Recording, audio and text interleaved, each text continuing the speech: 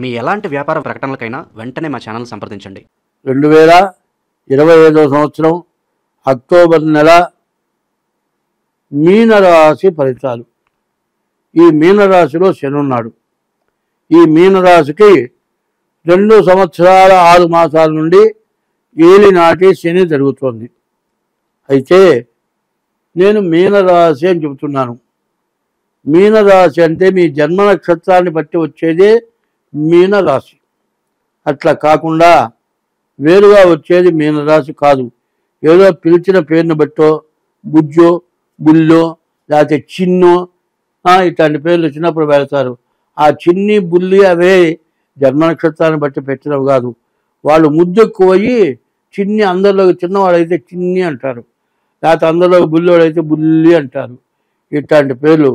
తర్వాత ఈ పేర్లు కాదు, మీ డేట్ ఆఫ్ బర్త్ ద్వారా జన్మ నక్షత్రాన్ని బట్టి వచ్చే పేరే రాశి అవుతుంది. అట్లా రాశి కాకుండా అయితే ఇంకోటి చెబుతున్నా, దీంట్లో కొంతైనా దోషం ఉంటుంది. ఎందుకంటే మరి 3 రకాలుగా చూడాలి. 3 రకాలుగా చూస్తే మాత్రం ఇప్పుడు శని మీకు బాగా లేదు అనే చెప్పాలి. కానీ జన్మ నక్షత్ర రీత్యా ఈ మీనరాశికి ఎట్లా ఉంది చూడటం చాలా అవసరం. తర్వాత ఈ మీనరాశి వాళ్ళు, మీనరాశి ఎవరు? మరి మీనం అనగా చేప, విష్ణుమూర్తికి సంబంధించినటువంటి రాశి. వీళ్ళు విష్ణుమూర్తిని పూజించాలి.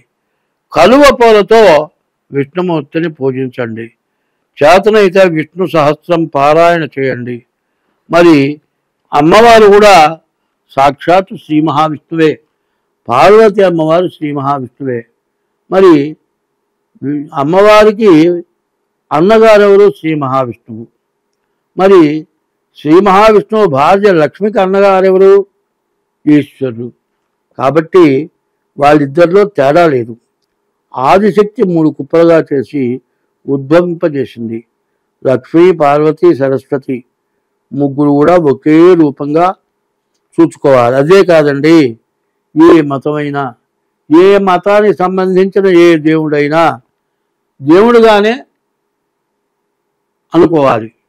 కాదండి, నా దేవుడు చాలా గొప్పవాడు, నీ దేవుడు చాలా తక్కువవాడు, శిలువ వేశారు, అక్కడ ఏలాడదీశారు, మరి నీ దేవుడిని ఎందుకు ఏలాడదీశారయ్యా అని అడిగేవాడు కొంతమంది ఉన్నారు. ఏమయ్యా, మీ హిందూ మతంలో కృష్ణుడికి 16,000 మంది గోపికలు ఏందయ్యా, ఇంతమంది పిల్లలు దేవుడికి కావాల్సి వచ్చారా అని అడుగుతారు. ఈ విమర్శలు ఎవరు చేసే అర్హత లేదు. ఎందుకంటే ఆ మతం యొక్క పూర్వాపరాలు మొత్తం తెలుసుకుంటే ఎవరు క్రిస్టియన్ మతాన్ని హిందువులు విమర్శించరు, హిందూ మతాన్ని క్రిస్టియన్స్ విమర్శించరు. ఎవరు ఏ మతాన్ని విమర్శించకూడదు. ఆ విమర్శించినట్లయితే నీ మతము, నీ దేవుణ్ణి పూజించిన ఫలితం నీకు రాదు. అట్లాగే క్రిస్టియన్ మతం కావచ్చు, ముస్లిం మతం కావచ్చు, హిందూ మతం కావచ్చు. ఈ మీనరాశి వాళ్ళు నేను అడుగుతున్నాను, ఏ మతమైనా తల్లిని చావగొట్టమనో, తల్లికి అన్నం పెట్టవద్దనో, తల్లిని ఇంట్లోంచి వెళ్ళగొట్టమనో, లేకపోతే వృద్ధాశ్రమాల పాలు చేయమనో, అడవిలో వదిలిపెట్టి రమ్మనో ఏ మతం అన్నా చెప్పిందా?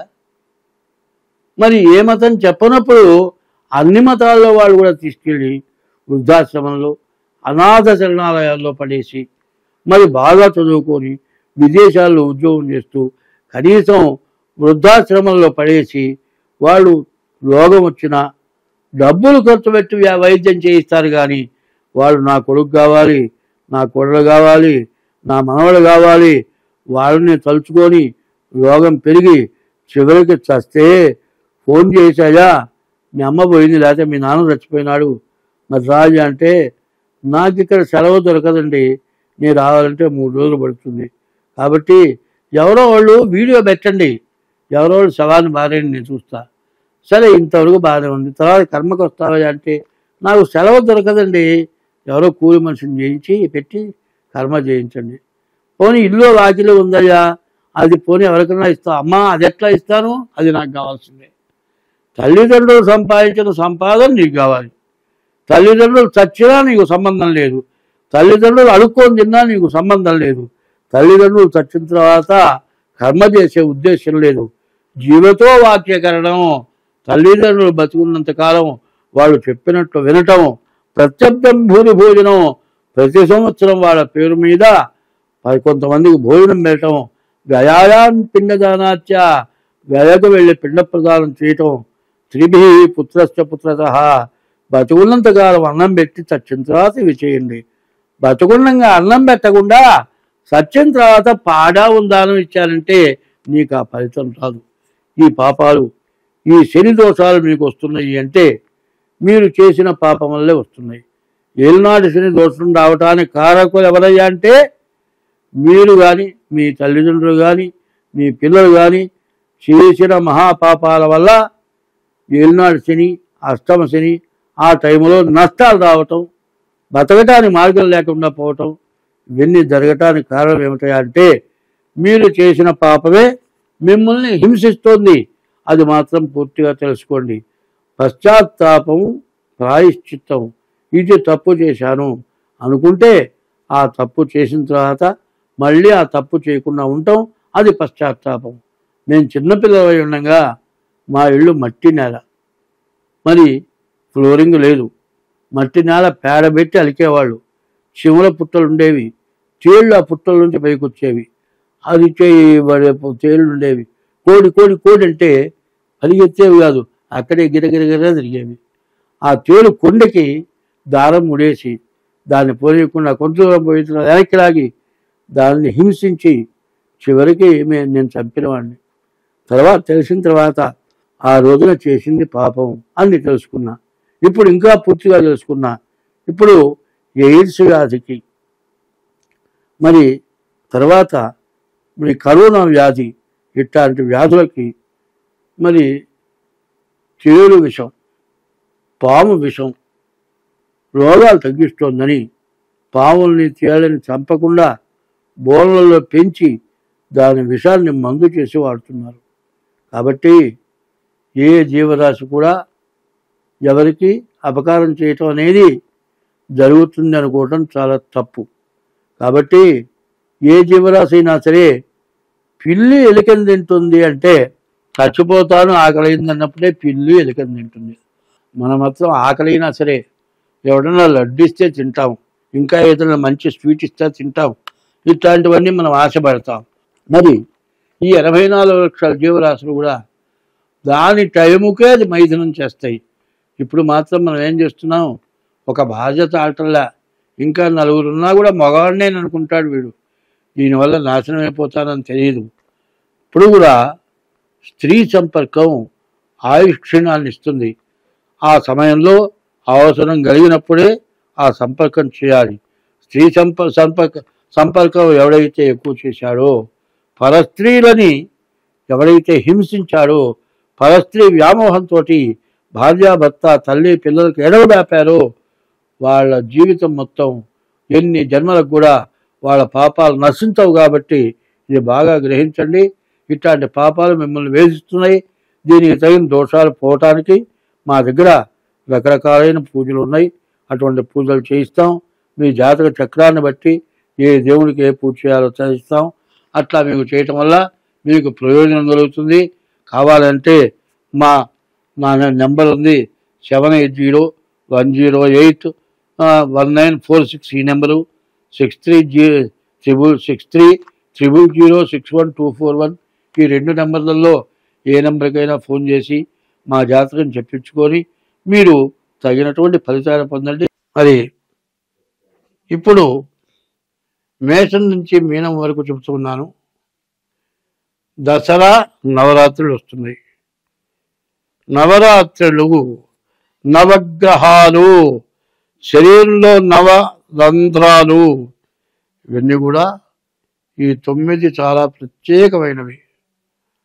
అమ్మలగన్నయమ్మ మూలమ్మల మూలపుటమ్మ చాలా పెద్దమ్మ అని అమ్మవారిని మించిన తల్లి ఇంకొకరు లేరు. కాబట్టి అమ్మవారి పూజ చేయించుకోండి. అమ్మవారి పూజ అంటే దసరా నవరాత్రులలోనే అమ్మవారి పూజ చేయించుకోవాలి. తర్వాత ఇప్పుడు కూడా రక్తవర్ణాన్ని కోరుతుంది ఆమె, అంతేగాని బలి వమని కోరటం లేదు ఆమె. బలి ఇవ్వటానికి దానికి తగిన శాక్తేయం అనే పూజలు ఉన్నాయి. ఆ శాక్తేయం చేసేవాళ్ళు బలి ఇస్తారు. దసరా నవరాత్రులలో శివాలయంలో అమ్మవారి పూజ చేసిన చోట ఏ బలి ఇవ్వకూడదు. కనీసం కోడిని కూడా తీసుకొని ప్రదక్షిణం చేసి దాన్ని ఇంటికి తీసుకెళ్ళకూడదు. ఇట్లా చేసినట్లయితే దసరా నవరాత్రులు 10 రోజులు చేసిన పూజ మొత్తం ఈ హింసతో, జీవ హింసతోటి మీ పుణ్యమంతా పోతుంది. కాబట్టి దసరా నవరాత్రులు తర్వాత చివరికి దీపావళి పండుగ వస్తుంది. దీపావళిని దానికి అర్థం ఏంటంటే నరకాసురుడు అనేటువంటి రాక్షసుని అమ్మవారు సంహరించింది. ఆ నరకాసురుడిని సంహరించినందువల్ల ఆ నరకాసురుడు ఒక బ్రాహ్మణ్ణి, ఒక గొర్రె పొట్టేల్ని, ఒక మేక పొట్టేల్ని, తర్వాత ఒక బండెడు అన్నం, ఇట్లా విపరీతమైన ఆహారం రోజుకొకళ్ళు బలి ఆ విధంగా తింటూ ఉంటే అప్పుడు కృష్ణ పరమాత్మని కోరుకుంటే అప్పుడు ఆ నరకాసురుణ్ణి మరి కృష్ణ పరమాత్మ యుద్ధం చేసినప్పుడు ఆ అమ్మవారు కోరిక కోరింది. మరి యుద్ధంలో బండి చక్రవాగితే వేలు పెట్టి నడిపింది. నీ కోరిక తీరుస్తానన్నాడు. ఆ కోరిక ప్రకారం ఆ నరకాసురుడిని, ఆ రాక్షసుడిని సంహరించడానికి నాకు అవకాశం ఇవ్వమని అడిగితే ఆ అమ్మవారు నరకాసురుడిని సంహరించింది.